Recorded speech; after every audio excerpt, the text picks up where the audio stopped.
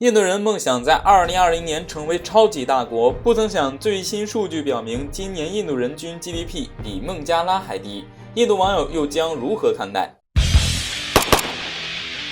据印度时报报道，近日国际货币基金组织 IMF 发布了今年的世界经济展望报告，对2020年全球经济状况进行了预测。而在 IMF 的报告中指出，印度人的人均 GDP 将在截止在2021年3月31号本财政年度下降 10.5%， 仅为1877美元，这也将使印度成为南亚第3大贫困国家，仅次于巴基斯坦和尼泊尔。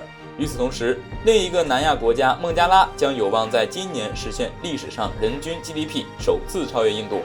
根据另一份统计，5年前印度的人均 GDP 比孟加拉国高 40%， 然而在过去的5年中，孟加拉国的经济增长率是印度的3倍。再加上今年受到新冠疫情的影响，印度经济持续下滑。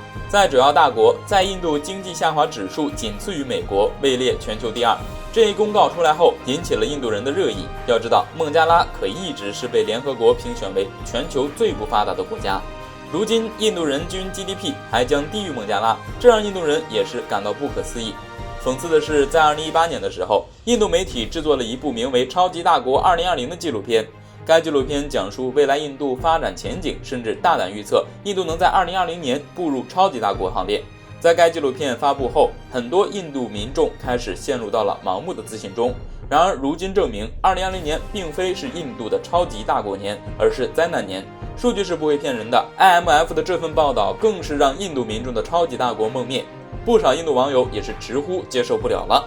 在众多印度网友的回复中，主要论调便是责怪政府部门看衰印度未来发展。我们可以发现，印度人喜欢从一个极端评论过渡到另一个极端评论。此外，甚至还有印度网友甩锅给孟加拉移民，认为是孟加拉移民大量涌入导致印度人均 GDP 下降，而孟加拉人均 GDP 上升。爱甩锅的本性可是一点都没改变。而要分析为何印度今年经济这么惨，首先便是要受到疫情的波及。但是重要的是，疫情将印度社会上长期存在的弊病一下子被完全暴露了。像印度每年都会发生洪涝灾害，而且今年尤其是严重，因缺乏管理以及基础设施落后，如今洪水肆虐印度多地。尽管处于这样的境地，为了转移国内矛盾，印度军方还在边境地区挑起事端，并且将多达20万大军调至边境。这些士兵的补给对于现在的印度来说同样是难题。而且印度还趁机从国外购买大量武器装备，最终只会让印度的经济进一步受挫。